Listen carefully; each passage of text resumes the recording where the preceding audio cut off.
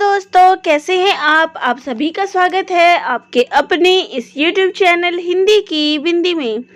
तो दोस्तों, आज हम बात कर रहे हैं राजस्थान पब्लिक सर्विस कमीशन का जो 2016 में जो एग्ज़ाम हुआ था उसके पेपर फर्स्ट की। पेपर सेकंड का मैंने वीडियो आप सभी को बना के दे दिया था, तो आप वहां जाके प्रश्न पत्र 2 हिंदी साहित्य का क्वेश्चन पेपर देख सकते हैं। लिंक आपको डिस्क्रिप्शन बॉक्स में मिल जाएगा, तो आप वहां जाकर वो वीडियो देख सकते हैं। तो आज जो है वो मैं ये जो आरपीएससी की कॉलेज लेक्चरर की जो पोस्ट आई थी उसके प्रथम प्रश्न पत्र के हिंदी साहित्य के प्रश्न पत्र की तैयारी करा रही हूँ। 2014 की है, लेकिन ये 2016 में ली गई थी। तो आज हम इसी के प्रश्न पत्र की चर्चा करेंगे। तो पहला प्रश्न है, अपभ्रंश की उत्तरकालीन अवस्था का नाम है, तो वो है अवहट। तो ये जो है वो अवहट है। अगला प्रश्न लेते हैं, सिंधी भाषा का जन्म किस अपभ्रंश से हुआ है, तो वो है ब्राह्मण अपभ्रंश से। अगला प्रश्न है, चंद्रधर शर्मा गुलेरी ने साहित्यिक अपभ्रंश को किस नाम से पुकारा है, तो चंद्रधर शर्मा ने पुरानी हिंदी का नाम जो है इसको दिया है। अगला प्रश्न है, निम्नलिखित में से कौन सी रचना अपभ्रंश भाषा की नहीं है, तो जो चित्रावली है वो अपभ्रंश भाषा की रचना नहीं है, ये एक सूफी काव्य है। और संविधान के किस अनुच्छेद में संघ की राजभाषा के रूप में हिंदी और देवनागरी लिपि को मान्यता दी गई,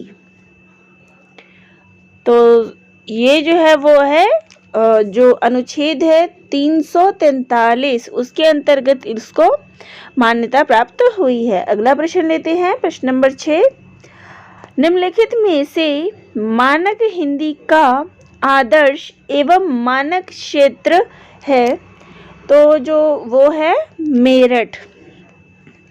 अगला है, निम्नलिखित में से कौन अवधी भाषा का कवि नहीं है, तो अवधी भाषा के जो कवि नहीं है वो है नंददास। अगला प्रश्न है, डॉक्टर गिरिसन ने किस भाषा को अंतर्वेदी का नाम दिया है, तो वो है ब्रज भाषा। अगला प्रश्न है,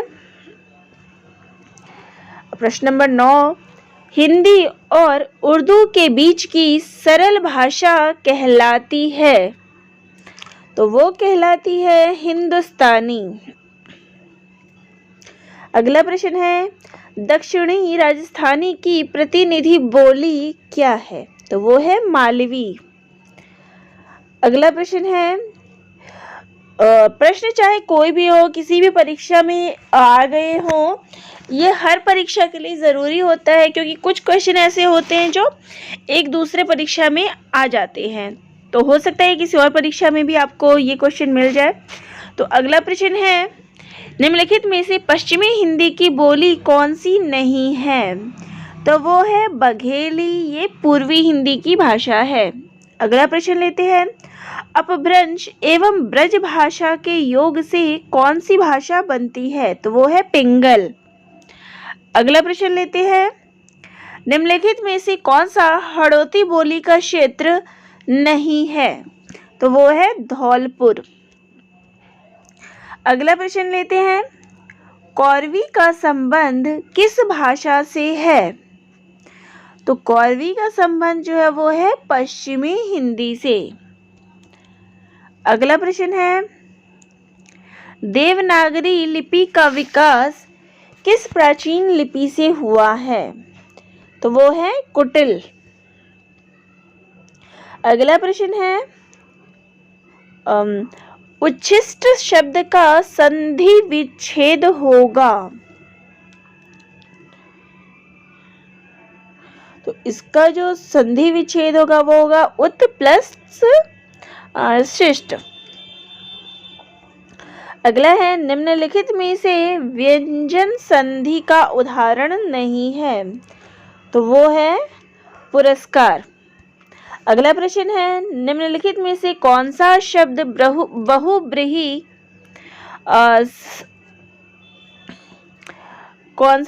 बहुब्रीहि समास का उदाहरण है, तो वो है मुरारी। अगला प्रश्न है, कौन सा शब्द अभी उपसर्ग से निर्मित नहीं है, तो अभी यहाँ भी आ रहा है, अभी यहाँ भी आ रहा है, अभी यहाँ भी है, लेकिन जो अभिन्नता है उसमें कोई भी उपसर्ग नहीं लगा हुआ है। अगला प्रश्न है, निम्नलिखित शब्दों में प्रत्यय रहित शब्द है, तो वो है किताब। किताब में कोई भी प्रत्यय नहीं है। अगला है, निम्नलिखित में संयुक्त वाक्य का चयन कीजिए, तो संयुक्त है, बाकी सब जो है उनमें देख सकते हैं आप कॉमन संयुक्त 2 वाक्य वहां है, मैं कश्मीर गया था और फल ले आया, ये 2 वाक्य ये मिश्रित है। अगला है संयुक्त। अगला है, वर्तनी की दृष्टि से कौन सा शब्द शुद्ध है, तो यहाँ ये भी गलत है, ये भी है, तो जो संन्यास शब्द है वो यहाँ पे सही है। अगला लेते हैं, निम्नलिखित में से कौन सा शब्द अशुद्ध है, तो जो पूजनीय शब्द है वो यहाँ पे अशुद्ध शब्द है।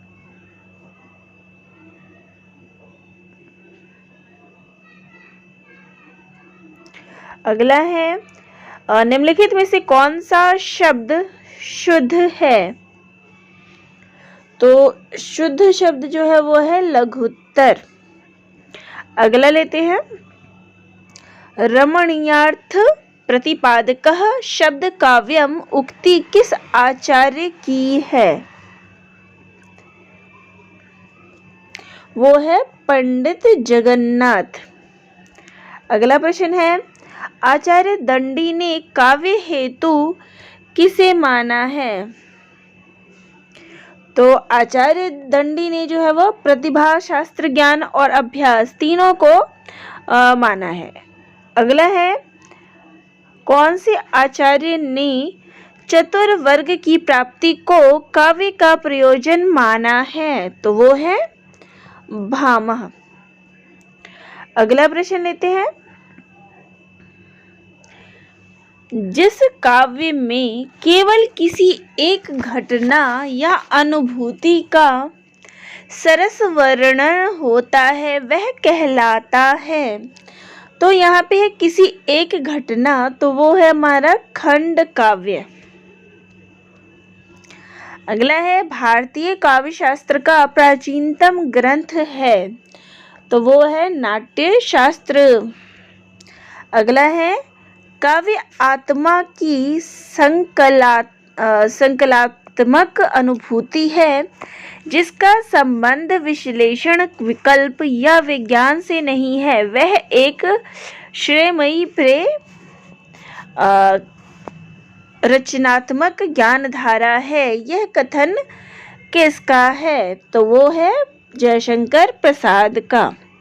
अगला है, काव्य शोभना करान धर्मान अलंकारन प्रक्षेते, उक्त कथन किसका है, तो ये कथन जो है वो है दंडी का। तो ये कथन जो है वो है दंडी का। अगला है, ध्वन्यालोक ग्रंथ के रचयिता कौन है, तो लोक ग्रंथ के रचयिता कौन है, तो ध्वन्यालोक जो है वो है आनंद वर्धन। इसको आप इस तरीके से भी याद रख सकते हैं, आनंद तो ध्वनि सुन के जो है आनंद प्राप्त हो गया। अगला है, रस गंगाधर ग्रंथ के रचयिता है, तो वो है हमारे पंडित जगन्नाथ। अगला प्रश्न लेते हैं, निम्नलिखित में से कौन सा वक्रोक्ति का भेद नहीं है? तो वो है शब्द वक्रता। अगला है, किस आचार्य ने शब्द अलंकारों को अधम काव्य, अर्थ अलंकार को माध्यम काव्य तथा गुणीभूत व्यंग और ध्वनि को क्रमशः उत्तम और उत्तमोत्तम कहा है? तो वो है मम्मट। अगला प्रश्न है, निम्नलिखित में से डॉक्टर नगिंदर का ग्रंथ कौन सा है? तो डॉक्टर नगिंदर का जो ग्रंथ है वो है रस सिद्धांत। अगला है, ध्वनि के त्रिविध प्रकार निम्न में से कौन है? तो वो है वस्तु, अलंकार और रस। अगला प्रश्न है, अभिनव गुप्त का रस निष्पत्ति विषयक मत कहलाता है? तो अभिनव गुप्त का अभिव्यक्तिवाद। आश्रय की वे सूक्ष्म मानसिक क्रियाएं जो स्वयं उत्पन्न होती है, चाहने पर भी रोकी नहीं जा सकती, कहलाती है? वो है सात्विक अनुभाव। अगला है, भावकत्वम साधारणीकरणम की उक्त परिभाषा किसकी है? तो वो है भट्टनायक की। अगला प्रश्न लेते हैं, चित्र तुरंग न्याय की अवधारणा का उपयोग किस आचार्य ने रस निष्पत्ति की व्याख्या में किया है? तो वो है शंकुक ने। अगला प्रश्न लेते हैं, आचार्य रामचंद्र शुक्ल के अनुसार साधारणीकरण किसका होता है? तो आलंबन धर्म का। अगला है, हिमाद्री तुंग श्रृंग से प्रबुद्ध शुद्ध भारती स्वयं प्रभा समुज्ज्वला स्वतंत्रता पुकारती। उपर्युक्त पंक्तियों में कौन सा रस है? तो वो यहाँ पे वीर रस की बात की गई है। अगला है, आश्रय की वे चेष्टाएं जिनसे उसके हृदय भावों की सूचना प्राप्त हो, क्या कहलाती है? तो वो कहलाती है अनुभाव। यहाँ पे क्वेश्चनों को देखिए पता चल रहा है कि परिभाषाएं जो है वो ज्यादातर आई गई है। अगला है, तू दयालु दीन हो, तू दानी हो, भिखारी हो, प्रसिद्ध पातकी, तू पाप पुंजहारी। उपर्युक्त पंक्तियों में कौन सा रस है? तो यहाँ पे जो है वो भक्ति रस की बात है। अगला प्रश्न है, सौंदर्यम अलंकार उक्ति किस आचार्य की है? तो वो है वामन की। अगला है, रुय्यक किस ग्रंथ के रचयिता हैं? तो वो है अलंकार सर्वस्व। अगला प्रश्न है, निम्नलिखित में से उपमा अलंकार किस पंक्ति में है? तो वो है, हंसने लगे तब हरि आहा पूर्णेंदु सामुख खिल गया। तो यहाँ पे जो पूर्णेंदु सामुख यानी कमल के समान जो है उसका पूर्णेंदु यानी कि शायद चंद्रमा है, उसके समान मुख खिल गया, सा आ गया है, तो यहाँ पे उपमा अलंकार है। अगला प्रश्न लेते हैं, असुवन जल सींची सींची प्रेम बेल बोई, अब तो बेली फैल गई आणद फल होई। इन पंक्तियों में प्रयुक्त अलंकार है। तो इस पंक्ति में जो है वो कौन सा अलंकार है? तो वो है रूपक अलंकार। अब अगला प्रश्न लेते हैं, जहां प्रशंसा के बहाने निंदा की जाए अथवा निंदा के बहाने प्रशंसा की जाए, वहां कौन सा अलंकार होता है? तो वो होता है ब्याज स्तुति। अगला प्रश्न लेते हैं, किस अलंकार में वाच्यार्थ गौण और व्यंग्यार्थ प्रधान होता है? तो वो है अन्योक्ति अलंकार। अगला प्रश्न है, नीकी पे फीकी लगे बिन अवसर की बात, जैसे बरनत युद्ध में नहीं सिंगार सुहात। उक्त पंक्तियों में प्रयुक्त अलंकार है, तो यहाँ पे जो है वो उदाहरण अलंकार है। अगला प्रश्न है, निम्न में से विभावना अलंकार किस पंक्ति में है? तो वो है, मुनि तापस जिन ते देही, जिनते दुख ललही, ते नरेश बिनु पावक दही। अगला है, कंकन किंकिन नुपुर धुनी सुनी, कहत लसन सन राम हृदय गुनी। उक्त पंक्तियों में प्रयुक्त छंद का नाम बताइए। तो वो छंद है चौपाई। अगला है, किस छंद के प्रत्येक चरण में 24 मात्राएं और 11 और 13 मात्राओं पर यति होती है? तो वो है रोला छंद। अगला है, या लकुटी अरु कमरिया पर राज तिहु पुर को तज डारो, आठहु सिद्धि नवो निधि को सुख नंद की गाय चराए बिसारो। इन पंक्तियों में कौन सा छंद है? तो वो है सवैया छंद। अगला है, 31 या इससे अधिक वर्णों के चरण वाला छंद कहलाता है? तो वो कहलाता है कवित्त। अगला है, इस तन का दीवा करो बाती मेलो जीव, लोही सींचो तेल ज्यों तव मुख देवो पीव। प्रस्तुत उदाहरण किस छंद का है? तो वो है दोहा। अगला है, चिरजीवों जोड़ी जुरे क्यों ना स्नेह गंभीर, को घटी ये वृष भानुजा वे हलदर के वीर। इन पंक्तियों में व्यंजना का कौन सा भेद मिलता है? तो यहाँ पे जो है वो शाब्दी व्यंजना का प्रयोग हुआ है। अगला है, कविता और छंद में घनिष्ठ संबंध है। कविता हमारे प्राणों का संगीत है, छंद हृदय का कंपन। कविता का स्वभाव ही छंद में लयमान होता है। उक्त पंक्तियां किसका है? तो ये पंक्ति जो है वो है सुमित्रा नंदन पंत की। अगला प्रश्न है, छंद शास्त्र ग्रंथ के रचयिता हैं? तो वो है पिंगल। अगला है, भारतीय काव्य शास्त्र में अनुकरण शब्द का प्रयोग मिलता है? तो वो मिलता है नाट्य शास्त्र में।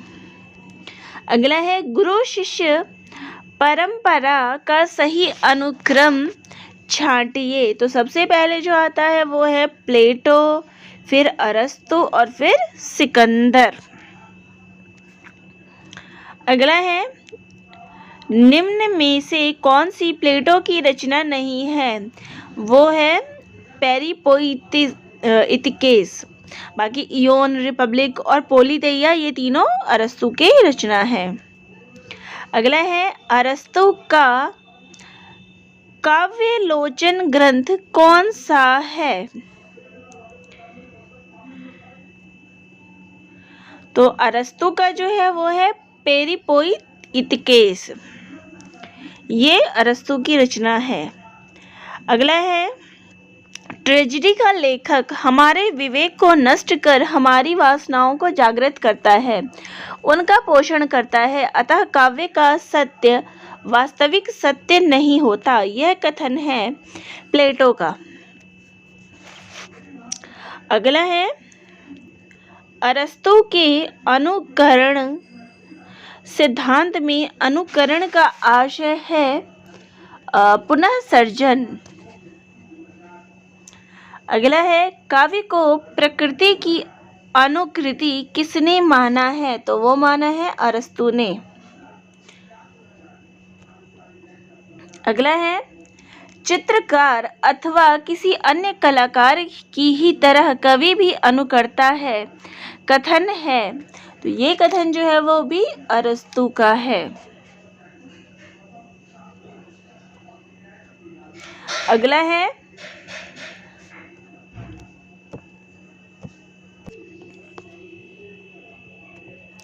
अगला प्रश्न है, निम्नलिखित दार्शनिकों के विचारों में से कौन सा विचार असंगत है? तो इसका जो सही आंसर है वो है क्रोचे।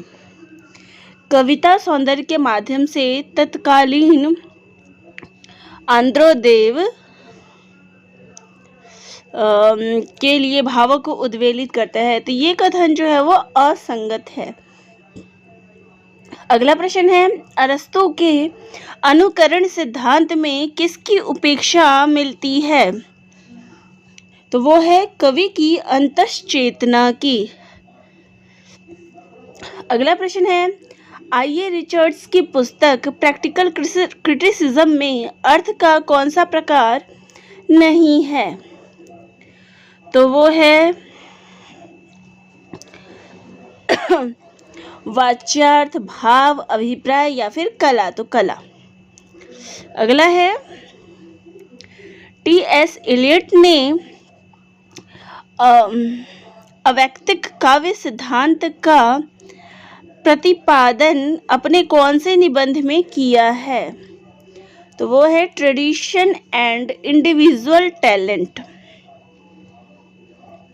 अगला है, टी.एस. एलियट ने काव्य में कवि व्यक्तित्व के स्थान पर स्थापित किया है। तो वो है परंपरा और इतिहास बोध को। अगला है, वर्ड्सवर्थ ने काव्य का प्रतिपाद्य माना है। तो वो माना है जनसाधारण का जनजीवन और प्रकृति को। अगला है, कल्पना मानव मस्तिष्क की बिंब विधायिनी होती है। तो ये कथन किसका है? तो ये कथन जो है वो कॉलरिज का है। अगला है, क्रोचे के अभिव्यंजनावाद के 4 स्तरों में कौन सा स्तर असंगत है? विचार, अंतः संस्कार, अभिव्यंजना। तो वो है विचार। अगला है, लॉन्जाइनस के अनुसार इनमें से कौन सा शैलीगत दोष नहीं है? तो है विपर्य। अगला है, मार्क्सवादी चिंतन की परंपरा में कौन सा समीक्षक नहीं है? तो वो है लॉरेंस। अगला है, संरचनावाद का जनक माना जाता है। तो वो है सास्यूर को।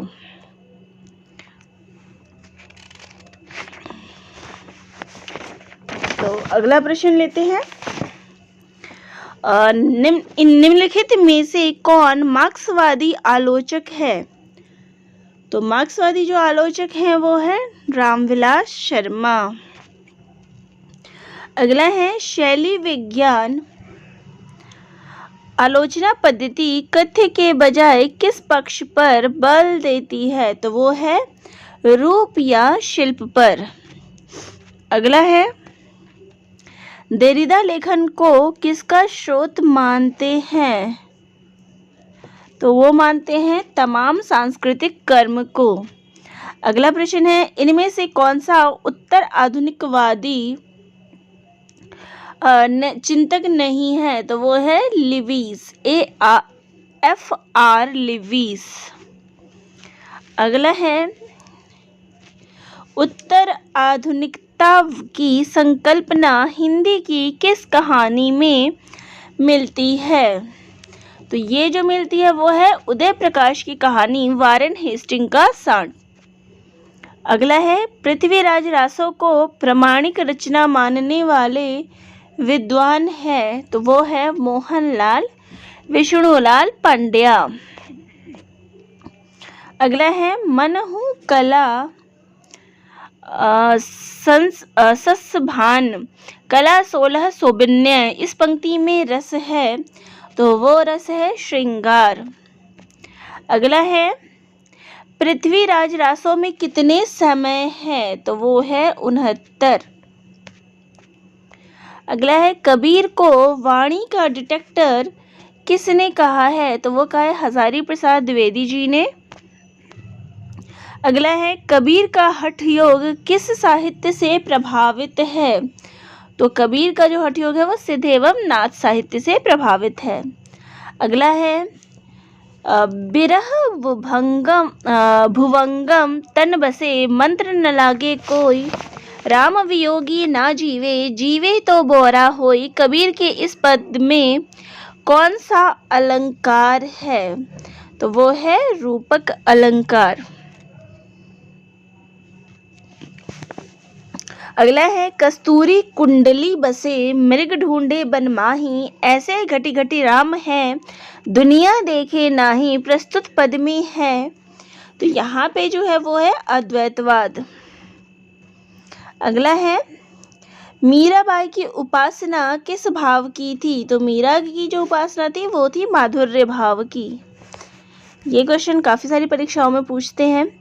अगला है जहाँ बैठावे तित ही बैठूं, बेचे तो बिक जाऊं। इस पंक्ति में मीरा का भाव व्यक्त भाव है, तो वो है समर्पण। अगला है मैं तो गिरधर के घर जाऊं, गिरधर मारो सांचो प्रीतम, देखत रूप लुभाऊं। इस पंक्ति में कौन सा काव्य गुण है? तो वो है माधुर्य। अगला है भ्रमर गीत प्रसंग का प्रतिपाद्य है, सगुण भक्ति की महिमा व निर्गुण का खंडन। अगला है भ्रमर गीत सुर सागर के भीतर का एक सार रत्न है, यह कथन किसका है? तो यह कथन जो है वो आचार्य रामचंद्र शुक्ल का है। अगला है सुफलक सुत का अर्थ क्या है? उसका अर्थ जो है वो है अक्रूर। अगला है काहे को गोपीनाथ कहावत, इस पंक्ति में व्यक्त भाव है, तो इस पंक्ति में जो भाव है वो है उपालंभ। अगला है हंस जो रहा शरीर मह, पाख जरा गा भागी। इस पंक्ति में हंस का क्या अर्थ है? तो वो है जीव। अगला है निम्नांकित में कवियों एवं उनके समक्ष अंकित कवियों में से कौन सा युग्म असंगत है? तो वो है सूरदास का भजमन चरण कवल अविनाशी। अगला है पीयू को वियोग अस बाउर जीव, पंक्ति में बाउर शब्द का क्या अर्थ है? तो वो है पगली यानी कि बावरी, बाउर। जो पे चिराई राम की कर तो न लजातो, पंक्ति में चिराई शब्द का क्या अर्थ है? तो वो है सेवा। अगला है भक्ति रस का पूर्ण परिपाक जैसा विनय पत्रिका में देखा जाता है वैसा अन्यंत्र नहीं, यह कथन है। तो यह कथन जो है वो है रामचंद्र शुक्ल का, आचार्य रामचंद्र शुक्ल का ये कथन है। अगला है निम्नलिखित में से कौन सी रचना तुलसीदास की नहीं है? तो यहाँ पे तुलसीदास की रचना जो है वो चित्रावली नहीं है, चित्रावली उस्मान की रचना है। निम्नांकित में से कौन रीति सिद्ध काव्य धारा का कवि है? तो रीति सिद्ध का जो है वो है बिहारी। अगला है नीकी दई अनाकनी फीकी परी गुहारी, तज्य मन तारन बिरदो बारक बारनु तारी। बिहारी के इस दोहे में व्यक्त भाव है, तो वो है भक्ति का। अगला है तो पर वारो उर्वशी सुनि राधिके सुजान, तू मोहन के उर्वशी है उर्वशी समान। प्रस्तुत दोहे में अलंकार है, तो यहाँ पे जो है वो यमक अलंकार है, उर्वशी के जो है वो अलग अलग अर्थ निकल रहे हैं। अगला है लोग है लागी कवित बनावत, मोही तो मोर कवित बनावत। यह पंक्ति किसकी है? तो ये पंक्ति जो है वो घनानंद की है। अगला है वह मुस्क्यानी वह मृदु बतरानी वह लड़कीली बानी आनी उर्मे अरती है। इस पंक्ति में वियोग की कौन सी दशा है? तो वो है स्मृति। अगला है निम्नलिखित में से कौन सी रचना घनानंद की नहीं है? तो घनानंद की रचना जो है वो है रस विलास नहीं है। अगला है चंचल किशोर सुंदरता की मैं करती रहती रखवाली मैं वह हल्की सी मसलन हूँ जो बनती कानों की लाली। उपर्युक्त काव्यांश में किसका वर्णन किया गया है? तो वो क्या गया है? लज्जा का। अगला है ओ जीवन की मरु मरीचिका कायरता के अलस विलास विषाद काव्यांश में किस भाव का उद्बोधन हुआ है? तो वो है चिंता का। तो यहाँ पे जो है वो चिंता का भाव हुआ है। अगला है उज्जवल वरदान चेतना का सौंदर्य जिसे सब कहते हैं जिसमें अनंत अभिलाषा के सपने सब जगते रहते हैं। प्रस्तुत पंक्तियाँ कामायनी के किस सर्ग से उद्धृत है? तो ये पंक्तियाँ जो है वो है लज्जा सर्ग से ली गई है। अगला है कामायनी में श्रद्धा सर्ग क्रमानुसार किस क्रम पर है? तो वो है तृतीय। अगला है कामायनी का प्रकाशन वर्ष क्या है? तो वो है 1935 ईस्वी। अगला है वह एक और मनु रहा राम का जो ना थका जो नहीं जानता दैन्य नहीं जानता विनय। काव्यांश में राम की किस विशेषता की ओर संकेत किया गया है? तो वो है दृढ़ निश्चय। अगला है राम की शक्ति पूजा का कविता की प्रारंभिक पंक्ति है। इसकी जो प्रारंभिक पंक्ति है वो है रवि हुआ अस्त ज्योति के पत्र पर लिखा अमर। अगला है धिक जीवन को पाता जो पाता ही आया विरोध। राम का यह कथन किसके जीवन की त्रासदी है? तो वो है निराला की। अगला है गोदान का गोबर किस वर्ग का प्रतिनिधि है? तो वो है रूढ़ी विरोधी नई पीढ़ी के किसान युवक का।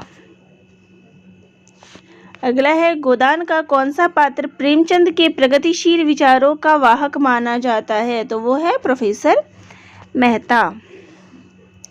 अगला है डॉक्टर हजारी प्रसाद द्विवेदी द्वारा विरचित निम्नांकित कृतियों में से कौन सी कृति उपन्यास विधा से संबंध नहीं रखती? तो वो है कुटज।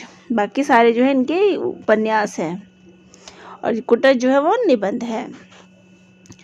बाणभट्ट की आत्मकथा सर्वप्रथम किस पत्रिका में प्रकाशित हुई? तो ये प्रकाशित हुई थी विशाल भारत में। अगला है स्त्री की सफलता पुरुष को बांधने में है किंतु सार्थकता पुरुष की मुक्ति में है। बाणभट्ट की आत्मकथा में यह कथन किसका है?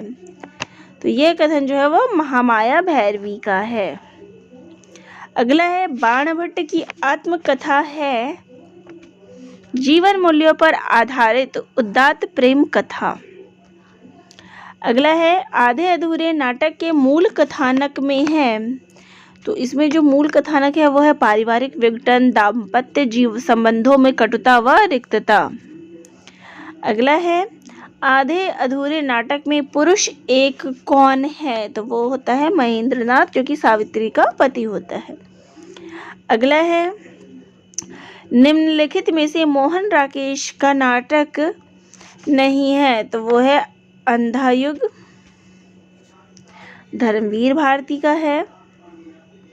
अगला है शुक्ल जी के अनुसार दुख के वर्ग में जो स्थान भय का है वह स्थान आनंद वर्ग में है। तो आनंद वर्ग में जो है वो है उत्साह का। अगला है आचार्य रामचंद्र शुक्ल के अनुसार श्रद्धा के प्रकार हैं। तो श्रद्धा के प्रकार है प्रतिभाशील और साधन। अगला है निम्नलिखित में से किस कहानी का पात्र सुमेलित नहीं है? तो वो है परिंदे और महेश्वर। अगला है, मृत्यु के कुछ समय पहले स्मृति बहुत साफ हो जाती है। जन्म भर की घटनाएं एक एक करके सामने आती है। सारे दृश्यों के रंग साफ हो जाते हैं। समय की धुंध बिल्कुल उन पर से हट जाती है। उपर्युक्त गद्यांश किस कहानी से उद्धृत है? तो ये जो है वो उसने कहा था कहानी से उद्धृत है, लहना सिंह के बारे में है। अगला है, अज्ञेय जी की रोज कहानी किस नाम से जानी जाती है? तो वो कहानी नाम से जानी थी गैंग्रीन। अगला है, अगर दोनों साधु होते तो उन्हें संतोष और धैर्य के लिए संयम और नियम की बिल्कुल जरूरत ना होती। यह तो इनकी प्रकृति विचित्र जीवन था इनका। उपयुक्त कथन किस कहानी का है? तो ये है कफन कहानी का। अगला है, परिंदे कहानी से नई कहानी की शुरुआत मानने वाले समीक्षक है, तो वो है नामवर सिंह। अगला है, दूर से दबी दबी सी सुनाई देने वाली गड़गड़ाहट पास जाने पर कर्णभेदी घोष में बदल गई। यहाँ का तांडव देखते ही बनता है। चट्टानों पर मानो हजारों मूसल बरस रहे हैं। उपर्युक्त पंक्तियां किस कृति से उद्धृत है? तो ये जो है वो सौंदर्य की नदी नर्मदा से ली गई है। अगला है, सौंदर्य की नदी नर्मदा यात्रा वृतांत का अंतिम पड़ाव क्या है? तो इसका जो अंतिम पड़ाव है वो है कोलियाद से भरूच। अगला है, विक्रम की 7वीं शताब्दी से 11वीं तक अपभ्रंश की प्रधानता रही और फिर वह पुरानी हिंदी में परिणत हो गई। यह कथन किस विद्वान का है? तो यह कथन जो है वो है चंद्रधर शर्मा गुलेरी जी का। अगला है, अब ये क्वेश्चन जो है वो स्थापना और तर्क का है। देवनागरी लिपि में जैसा बोला जाता है वैसा ही लिखा जाता है। तर्क, क्योंकि इसमें प्रत्येक उच्चारित वर्ण ध्वनि के लिए निश्चित लिपि चिन्ह है और कोई भी वर्ण अनुच्चरित नहीं है। तो यहाँ पे जो है वो दोनों कथन सही हैं। अगला प्रश्न है, इनमें से कौन सा शब्द सही संधि शब्द सही है? तो वो है ग्रीष्म ऋतु। अगला है, किस विकल्प में द्वंद्व समास नहीं है? तो वो है परम पिता। व्याकरण की दृष्टि से शुद्ध वर्तनी युक्त शब्द कौन सा है? तो वो है शुद्ध वर्तनी की अगर बात करें तो वो केकई, यानी कि ये हो जाता है। अगला है, मम्मट ने इनमें से किस तत्व को काव्य का प्रयोजन नहीं माना है? तो वो है मित्र सम्मित उपदेश को। अगला है, इनमें ध्वनि सिद्धांत से संबंधित कौन सा कथन सही नहीं है? तो यहाँ पर जो है वो ध्वनि के दो भेद होते हैं, लक्षण और व्यंजनामूला, ये सही नहीं है। अगला है, विनय पत्रिका के बारे में कौन सा कथन सही नहीं है? तो इसमें कुल 270 पद है, ये सही नहीं है। अगला है, इनमें से संत कबीर से संबंधित कौन सा कथन सही नहीं है? तो वो है विभिन्न तीर्थों के प्रति उनके मन में श्रद्धा थी, बल्कि वो उसके विरोधी थे। रूढ़िवादी विचारधारा जो उनकी वियोग। अगला है, नागमती वियोग खंड से संबंधित कौन सा कथन सही नहीं है? तो वो है यह वियोग चैत्र मास से संबंध प्रारंभ होता है, तो यह कथन सही नहीं है। अगला है, एक दिन सहसा सिंधु अपार लगा टकराने नगतल शुब्ध अकेला यह जीवन निरुपाय आज तक घूम रहा विश्रब्ध। कामायनी से उद्धृत इन पंक्तियों के लिए कौन सा कथन सही है? तो ये श्रद्धा सर्ग से है और मनु का श्रद्धा को प्रत्युत्तर है।